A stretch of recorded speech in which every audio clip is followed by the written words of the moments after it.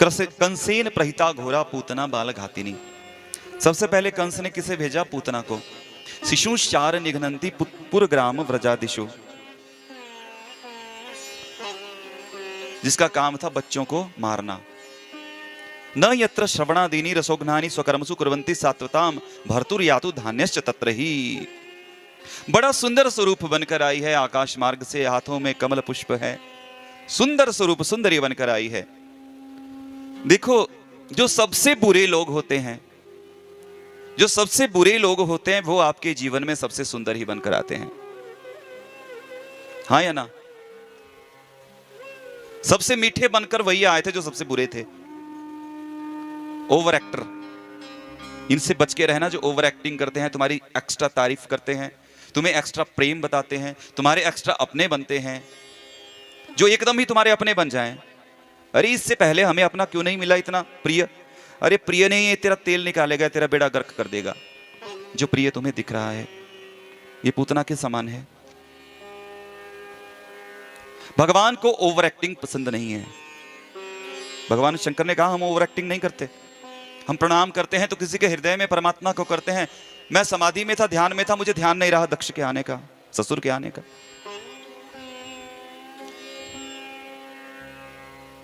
कहा गया है जो अच्छे मित्र है उसकी पहचान क्या है? वो मित्रता प्रारंभ में थोड़ी होती है, फिर धीरे धीरे बढ़ती है। जो मित्र एकदम बन जाए वो प्रातः काल की छाया के समान कहा है हमारे शास्त्रों में। प्रातः सुबह की छाया कितनी लंबी होती है, लेकिन घटते घटते 12 बजे को 0 0। और जो सच्चे मित्र हैं वो प्रारंभ में मित्रता इतनी नहीं होती, लेकिन बढ़ते बढ़ते। तो कोई मित्र हमारे बचपन से हैं, वो आज भी वैसे ही हैं जैसे थे। कई बाद में नए मित्र आए, वो वैसे आए पूतना के समान, और फिर चले भी गए। बोलिए वृंदावन बिहारी लाल की। ओवर एक्टिंग करने वाले।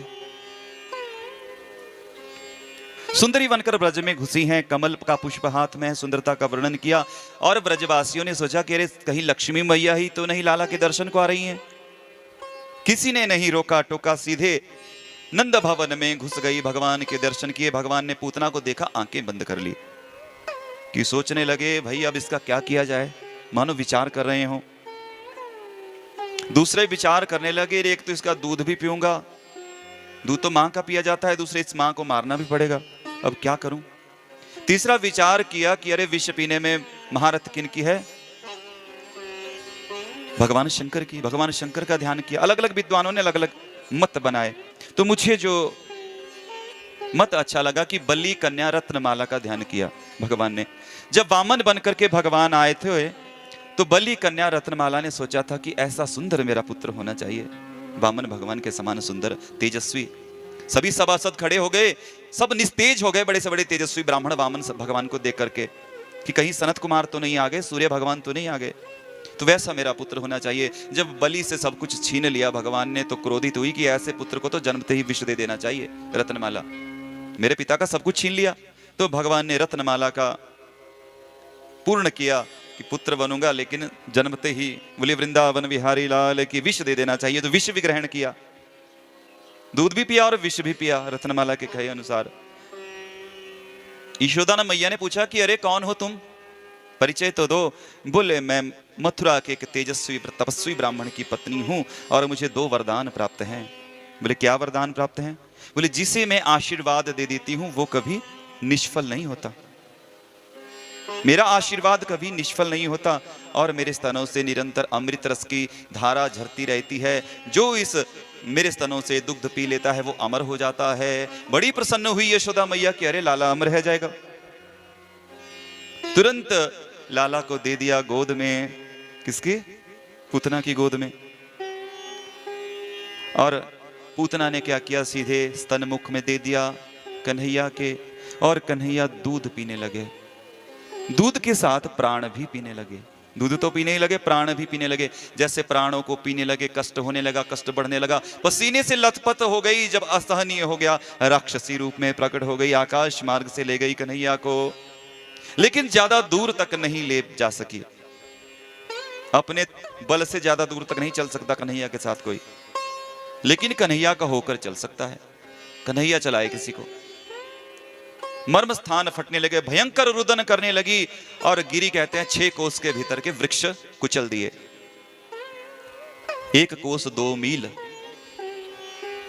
1 मील 1.56 किलोमीटर, मतलब 18 किलोमीटर लगभग, पौने 19 किलोमीटर के एरिया के सारे वृक्ष कुचल दिए। इतना बड़ा शरीर था पूतना का। दौड़े गोप लोग, कन्हैया को वक्षस्थल से उठाया, पूंछ घुमाई, गोबर का स्नान किया, गोविंद रक्षा स्तोत्र का पाठ किया गया है। तभी नंदादि भी मथुरा से पहुंचे हैं। नंदादि गोप पहुंचे तो देखा पूतना का विशाल शरीर, और इसका दाह कैसे करें, तो अलग अलग टुकड़े किए गए पूतना के शरीर के, छोटे छोटे टुकड़े काट करके अनेक चिताएं बनाई गई, और जब चिताओं में आग लगाई गई तो अगर की सुगंध आने लगी चिताओं से। तो अगर की सुगंध कैसे आने लगी मेरे भाई? वो तो राक्षस, सबने कहा है तो राक्षसी थी, अगर की सुगंध कैसे आई? बताओ कैसे आई? क्योंकि भगवान ने दूध तो पिया ही पिया, उसके पाप भी पी गए, पाप रहित कर दिया, वही स्थान दिया जो बड़े बड़े योगियों को मिलता है, वही पूतना को मिला। तो ऋषियों ने कहा, अरे हमने हजारों वर्ष तपस्या की, इसने कुछ नहीं किया, विष पिलाया केवल।